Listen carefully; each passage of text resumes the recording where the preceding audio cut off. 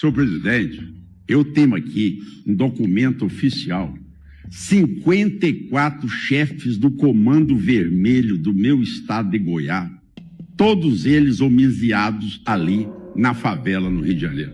Não é documento de brincadeira, não, eu monitoro esses homens. O Ministério Público já denunciou 8 bilhões de reais que foram usados nas eleições municipais do país. 8 bilhões. O governo federal tem que servir de apoio a nós. E não o governo federal e o Congresso Nacional quererem ditar regra para nós, entes federados.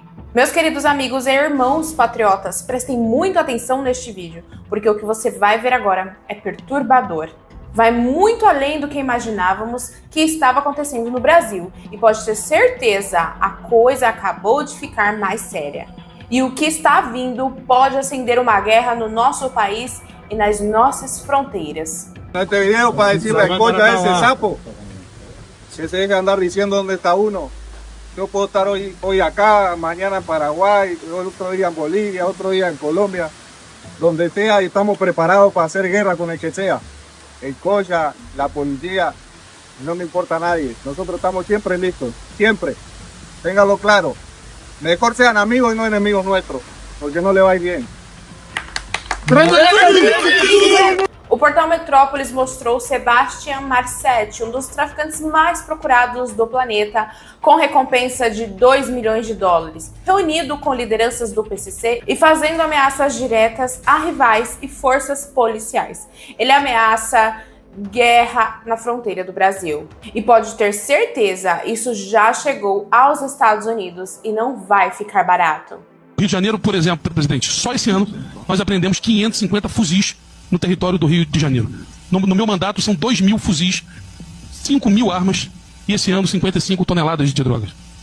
Mais o da PF, só o que a polícia do Rio de Janeiro apreendeu, mais que a PF e a PRF no território do Rio de Janeiro. Então temos um problema, presidente, de entrada de armas e drogas.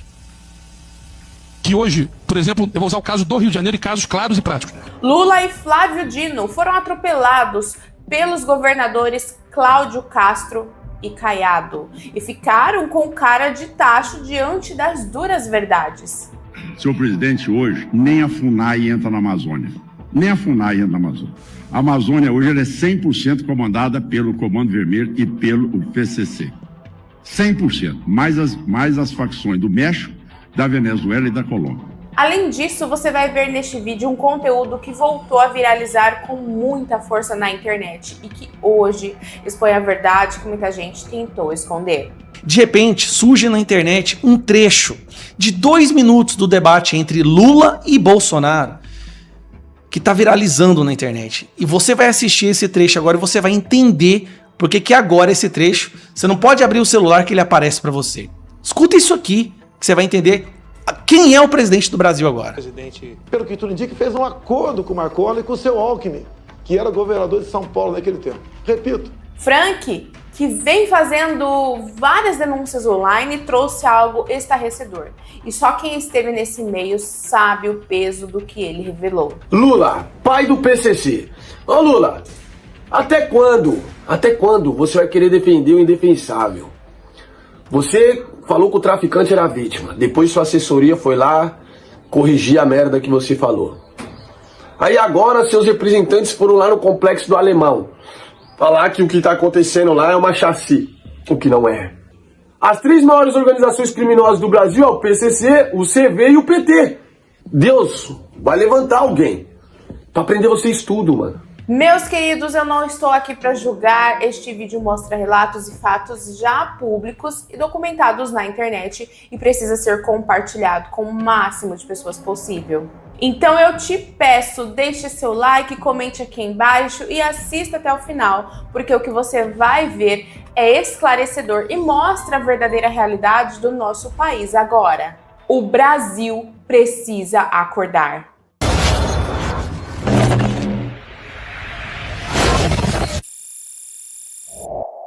Sejam muito bem-vindos, eu sou a Ana Garcia e Descobrindo é Mais Que o Nome é minha missão. Se segure na cadeira, porque o que você verá aqui realmente me deixou assustado, então preste muita atenção em cada detalhe. Tô aqui no Guajiru, na cidade de Caucar. Governador é o Mano de Freitas do PT disse que faccionado, vagabundo tinha que se mudar do estado do Ceará. Vocês que estão no crime, tratem de ir embora do Ceará, porque aqui vocês não ficarão para aterrorizar o povo cearense. Mas essa aqui é a realidade que vocês vão ver agora. Aquele comércio ali, cidadão foi assassinado, foi executado pela facção, porque não pagou uma taxa pro crime. E tá aqui, os policiais aqui nesse local para escoltar a mudança dos familiares. Quem está se mudando, quem está indo embora é o cidadão de bem. É o contrário do que o governador disse. Esse é o estado do Ceará. Infelizmente, as facções criminosas dominaram nosso estado. Mais uma família sendo expulsa. Aí, ó. É sempre bom ouvir o doutor Felipe Cury, viu? É muito conhecimento, né? A gente compara a fala do secretário de Polícia Civil com a do presidente da República, por exemplo, que ele diz que a culpa são dos viciados em maconha, né? Então, olha a complexidade. Não é mais maconha e cocaína, é bujão de gás, é sinal de internet, é carvão, é água, é o território. E acompanhe todas as falas do ministro Ricardo Lewandowski. Ele nunca fala sobre isso. Ele não fala sobre barricada e ele não fala sobre território. Parece verdadeiramente que o governo federal desconhece o que acontece no Brasil. Vou dar um exemplo agora do Ceará. Hoje a Polícia Militar do Ceará matou 7 bandidos do Comando Vermelho. Parabéns à Polícia Militar do Ceará. Os bandidos do Ceará estão expulsando os moradores de casa. A gente chama isso de êxodo urbano, deslocamento de guerra. É uma tragédia humanitária. Isso acontece normalmente em Alepo, na Síria, em guerra civil. Você expulsa as pessoas de casa para dominar o território, espalhar o terror. Um jovem de 15 anos, um bandido, ele pista na sua casa, vaza, e você é obrigado a sair. E a Polícia Militar do Ceará fornece uma viatura na sua casa para facilitar a sua mudança. A mesma polícia que te ajuda a sair de casa com segurança, ela não está lá para garantir a sua permanência. Você nunca viu, Thaís, Ricardo Lewandowski falar sobre esse assunto. Essa é a maior vergonha do Brasil hoje, tragédia humanitária. E não são 10 famílias, são centenas de famílias, não só no Ceará, também na Bahia. E parece que esses governadores vão acordar em algum momento e vão dizer para o Ricardo Lewandowski, não é assim que funciona, não é com desencarceramento. Sabe? Vocês não estão entendendo o que está acontecendo no Brasil, qual é a dinâmica verdadeira do perigo que o doutor Felipe Cury disse. O modelo do Rio de Janeiro está se espalhando pelo Brasil de forma muito rápida. O Comando Vermelho está em quase todos os estados, acho que em todos os estados hoje, né? Uhum. Essa é uma realidade perigosíssima e é soberania nacional, sim. Mas, infelizmente, alguns jornalistas não estão se aprofundando no tema. Assim como, Thaís, um belo dia o Ricardo Lewandowski disse numa coletiva que segurança pública é obrigação exclusiva dos governadores. Ele disse isso e você pode checar. Bom, pega o artigo 144 da Constituição Federal.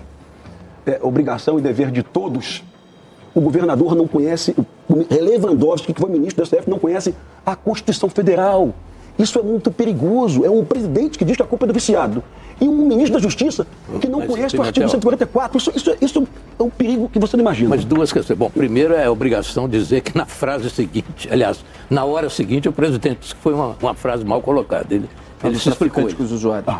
Então é bom dizer isso. É bom por uma questão objetiva. Perfeito. Tá Perfeito. Era uma questão com a Venezuela, né?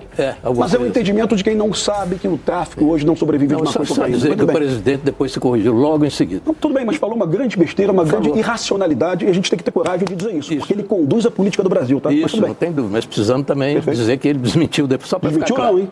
Não, hein? Ele falou que não disse aquilo. Foi uma frase. Ele não disse, pelo amor de Deus. Ele disse que foi uma frase. Vamos dizer o que ele falou. Foi uma frase mal colocada. Tá bom. E é isso. Ele se explicou. Só para deixar claro. Mas, talvez pressionado pela mídia, viu? Eu não sei, mas a mídia está aí para isso, para pressionar mesmo. Tá bem. Mas talvez o pensamento dele realmente ache que a culpa é do maconheiro, né? Mas tudo bem, mas ok. Só para ficar claro. 90% das armas apreendidas pela Polícia Militar e pela Polícia Civil do Estado do Rio de Janeiro foram fabricadas nos Estados Unidos. Foram vendidas para Paraguai, Colômbia e, se não me engano, o Equador. Ou Venezuela.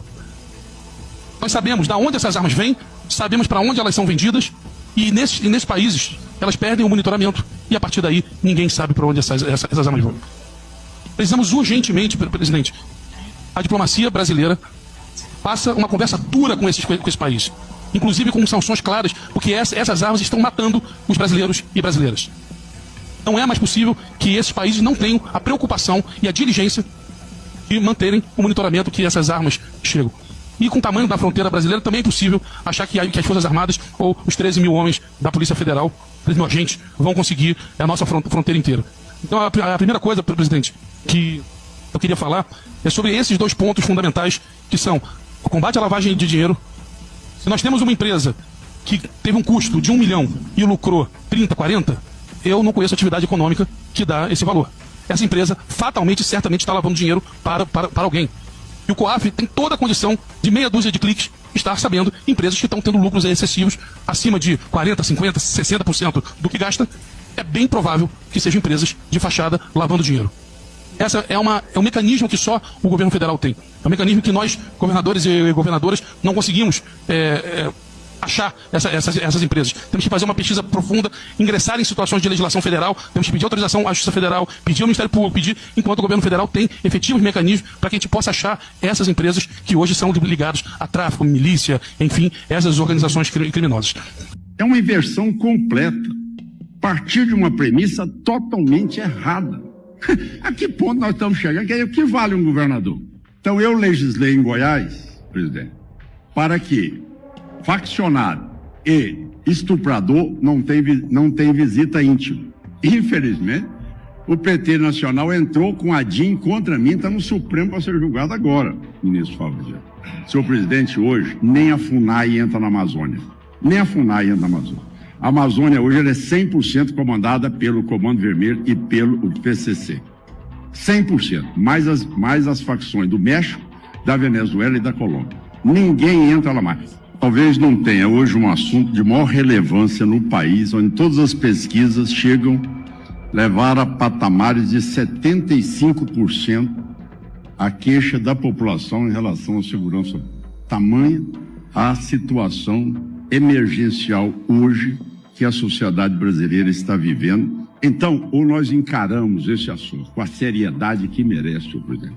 E aí sim, eu acho que o governo federal e o Congresso Nacional deviam dar mais autonomia aos estados. Agora, eu não vou caminhar numa situação como essa, aonde nós estamos aqui apenas a pagar salário e receber ordem do Congresso Nacional e da União para dizer como é que eu vou me comportar em Goiás.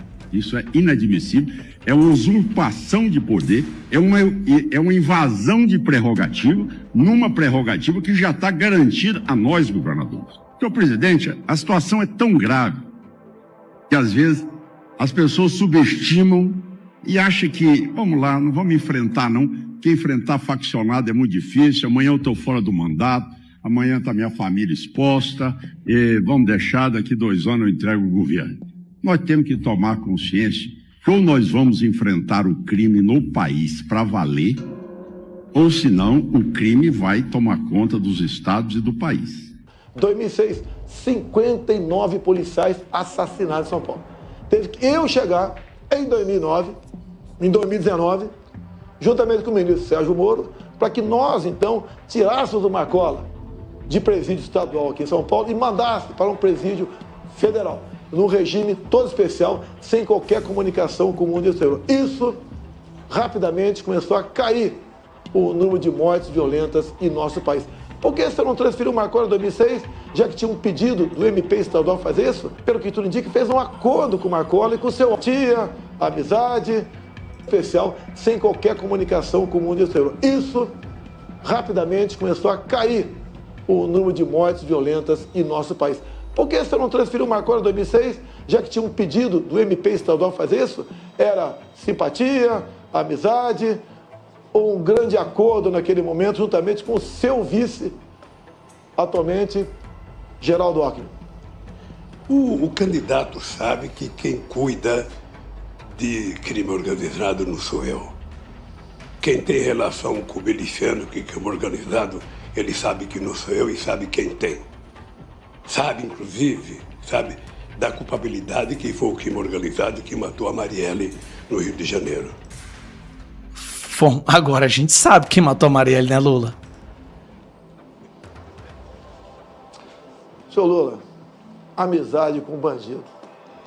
Eu conheço o Rio de Janeiro. O senhor teve atualmente... Agora é o trecho que viralizou. No Complexo do Salgueiro. Não tinha nenhum policial ao seu lado.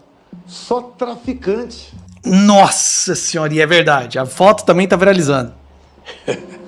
Tanto é verdade a sua afinidade com traficantes, com bandidos, que nos presídios do Brasil, cada 5 votos, o senhor teve 4 votos. E quando a gente volta para o Marcola foi flagrado. Teve ligação telefônica grampeado. E ele diz ali, chama o senhor de um palavrão, que eu não vou falar aqui, e diz que prefere o senhor do que a mim. Essa é a verdade. Fazer presídio e deixar os amigos soltos em outro presídio comandando o crime, isso é um crime, senhor. Inclusive levou água pro Nordeste. Cara, esse vídeo tá viralizando em todos os formatos que você possa imaginar. Bolsonaro tentou avisar a gente, só que deixa eu te lembrar uma coisa. Quando nós postávamos nas redes sociais esse trecho da ligação do Marcola, ou do líder do PCC que falou que com o PT tinha diálogo cabuloso, quando nós fazíamos isso, sabe o que o Moraes fazia na hora? Derrubava a postagem e às vezes derrubava o perfil inteiro.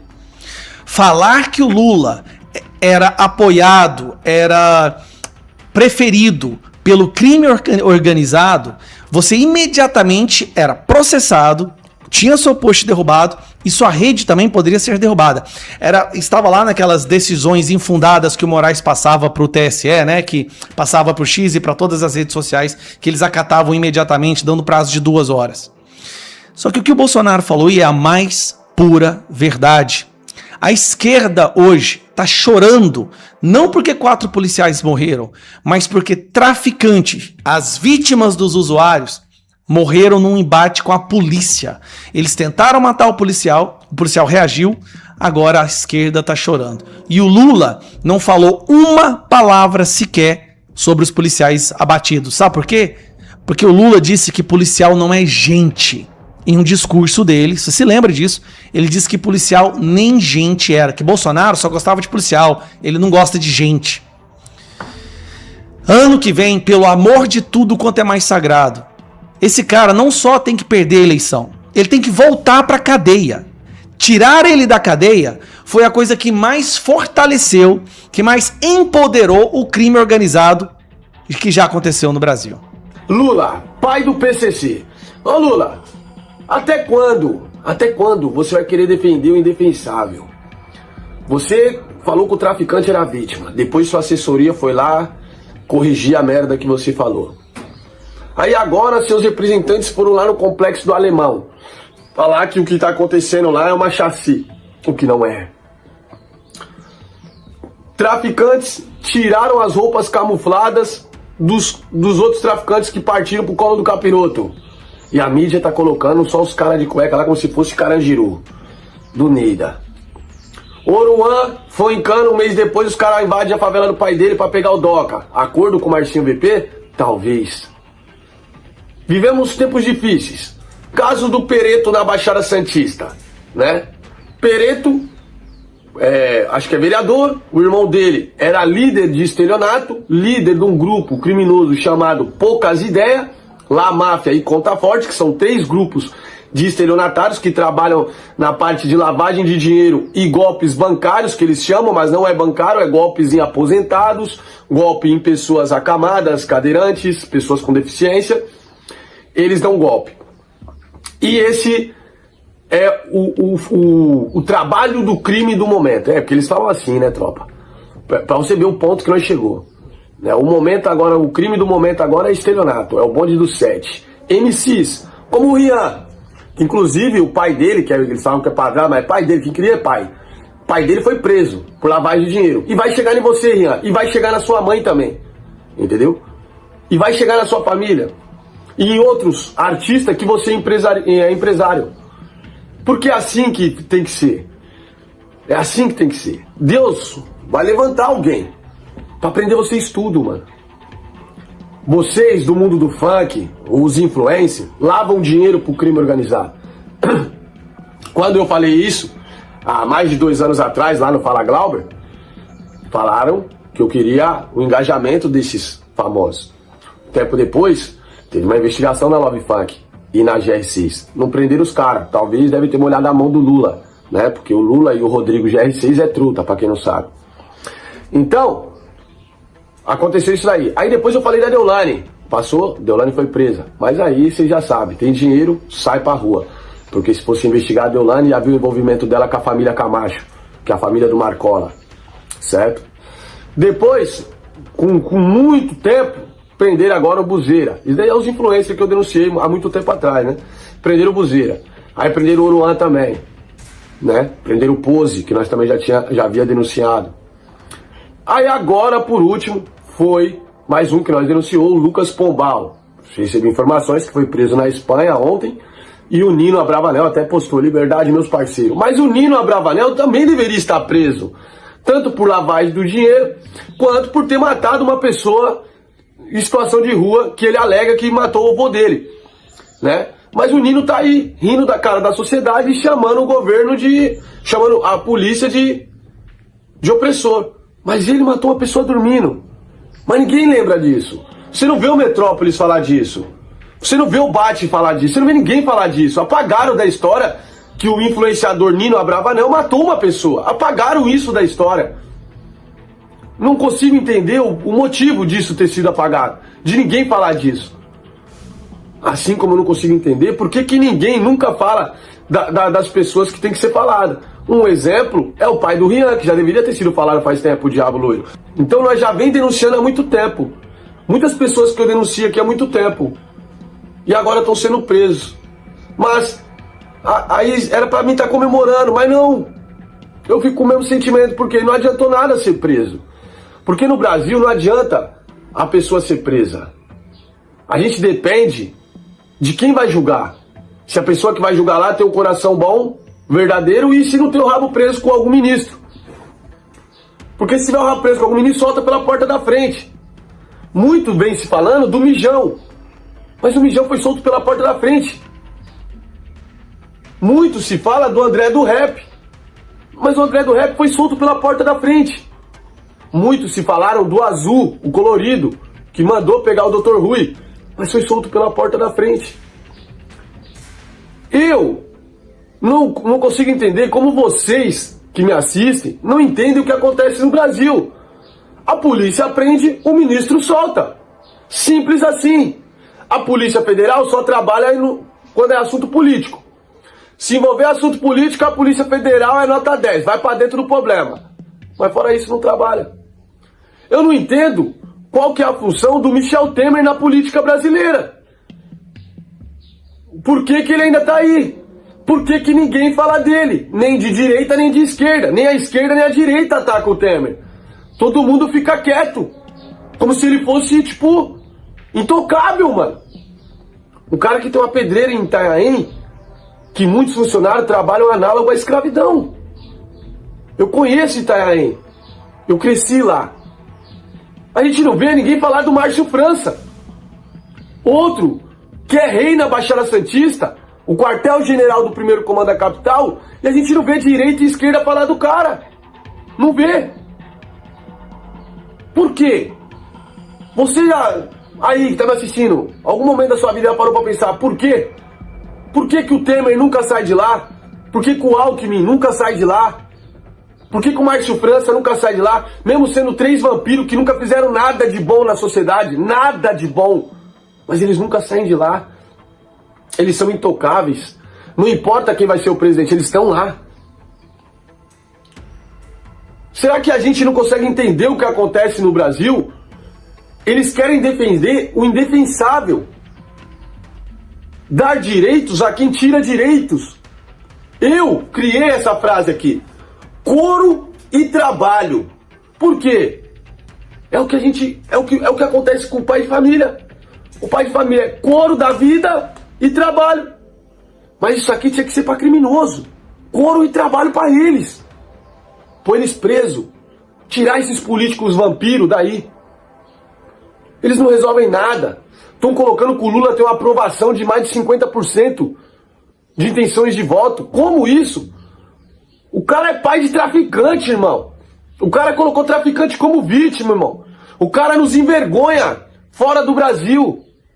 O cara foi condenado no maior escândalo de corrupção de toda a história do mundo. E a mídia coloca ele com 50% de intenções de voto, mais de 50%. O Haddad foi um dos piores prefeitos de São Paulo. E tá aí agora. O Boulos, usuário. um invasor, um criminoso. Tá aí agora, tudo no governo Lula. Érico Hilton, fala pra nós não perder nossa negritude, tá querendo ficar igual o Michael Jackson. Governo Lula. Olha quantas ONGs que são criadas pelo crime organizado em colaboração com o governo Lula. Não é um vídeo de política, é um vídeo no recap do mês e também um choque de realidade para nós. Olha o caso da menina Vitória. O prefeito da cidade tem envolvimento e o ex-prefeito também. E o ex-prefeito já foi investigado por lavagem de dinheiro e corrupção. Mas ainda tem cargo na prefeitura de Cajamar. Mas ninguém fala mais nada do caso da menina Vitória, gente. Ninguém fala nada. L7, Pose do Rodo, Oruan, os caras defendendo os traficantes que partiram no Rio de Janeiro. E vocês ainda seguem esses caras. Os caras tá defendendo criminosos que matam, que oprimem, que torturam, que fazem tudo com a população do Rio de Janeiro. E esses artistas, vocês seguem eles, estão defendendo eles. E vocês não estão vendo que o cara que vocês chamam de ídolo, defende um narcotraficante, irmão. Meu Deus. Aonde a gente vai parar? Quando a gente vai parar? E ver as coisas como elas são. Ver as coisas como elas são. É muita piadinha. É muita comediagem. E desvia o foco da gente. Daqui a pouco, eles vêm aí Natal, aí colocam uma festa, aí coloca... como que é o nome daquele negócio lá? Esse show aí, tudo gasto com dinheiro público, que o Lula dá para esses artistas, e esses artistas falar bem dele. E nesses eventos que vão ser feitos aí, você se perde, pão e circo, e não olha para o que está acontecendo no país. Um país entregue ao crime organizado. O governador do Rio de Janeiro vai subir. Vão sumir com ele. A poeira baixar, vão sumir com o cara. Porque é assim que acontece no Brasil com todos que tentam fazer algo de verdade. Que tentam combater o crime organizado. Eu tô mais de 2 anos na internet e nunca errei nenhuma denúncia. Então por que não escuta minhas denúncias? Eu tenho resultado. A gente tem que apoiar quem tem resultado. Eu tenho resultado, irmão. Todos que eu denunciei, se provou que a denúncia era real. Então por que não fecha o Porto de Santos? Por que não remove? Porque 80% dos funcionários que trabalham no Porto de Santos são corruptos.